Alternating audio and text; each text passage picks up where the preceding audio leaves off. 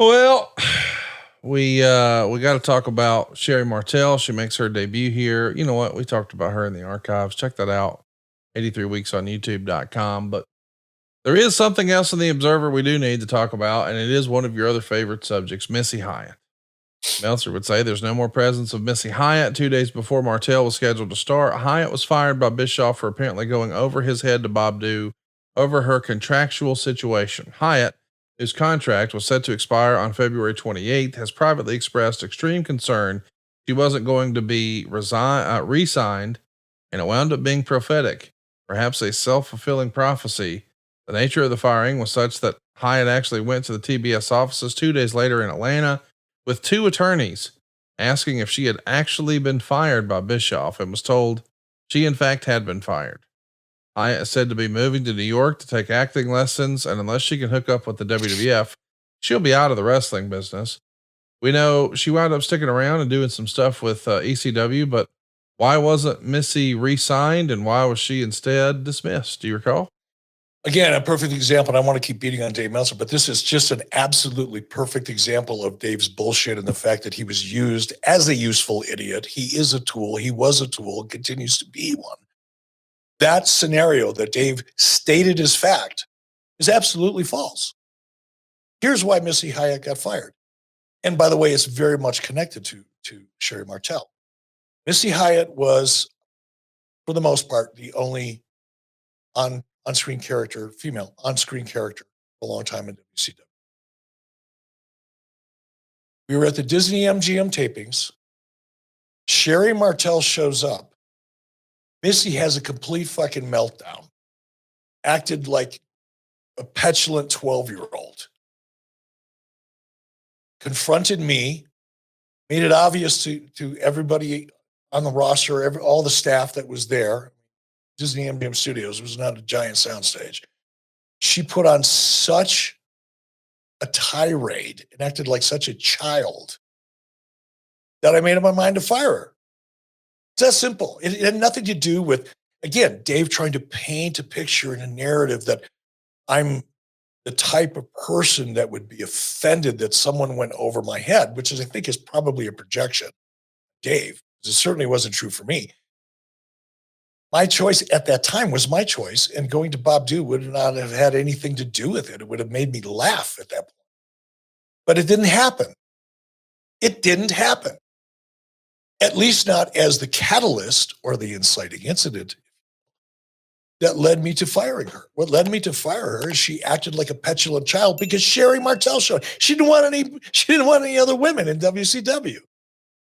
That's it. It was pure childish jealousy, and the way she handled it that made me go, you know what? You really don't bring that much value to the equation to begin with. It's not like she was a really great talent. And I just didn't like it. I didn't want that type of person on the roster. So I fired her, but it had nothing to do with her going over my head. As far as her showing up with two attorneys to make sure she was really fired, news to me, folks. News to me. But again, it's Dave Meltzer. Well, here's some other news, real life news. There was a stabbing incident we all know about with Arn and Sid over in the UK. And on January 25th, Arn is going to file charges against Sid, actually a civil suit, if you will, asking for in excess of $10,000. I say it that way because in North Carolina, you either have to say your punitive damages are less than $10,000 or in excess of $10,000 for assault and battery here. It was quite the mess. We know Sid's not here, so it's probably not any of WCW's concern at this point. Let's talk about the show. We're finally here. We're 2.5 hours into the program so far, and we're now going to talk about our topic.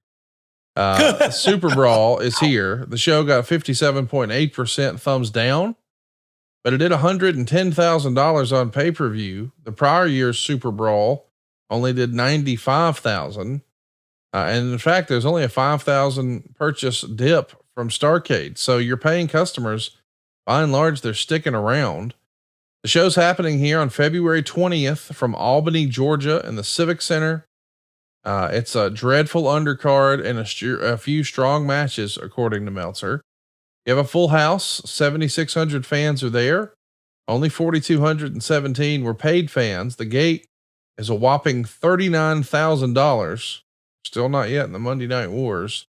But it is going to be interesting, this show and how we break it down. We should also mention that a lot of praise was heaped on local promoter Chip Burnham. There was supposedly almost no advance a week in because the storyline didn't allow them to advertise locally the Flair Vader match until a week before showtime. So they were originally just blocking off the building for 5,500. The late interest allowed them to open it all the way up. Got to give props to my man Chip Burnham here, because if you can't really market the main event until a week out, boy, that's less than ideal. And for them to be able to pull this together and have this size crowd, that's high fives, is it not? Indeed it is. It was a very risky move. And I think it says a lot about the psychology of the consumer.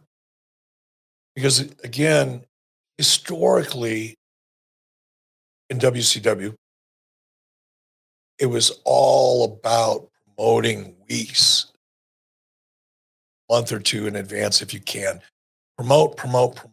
There was very little emphasis put on spontaneity.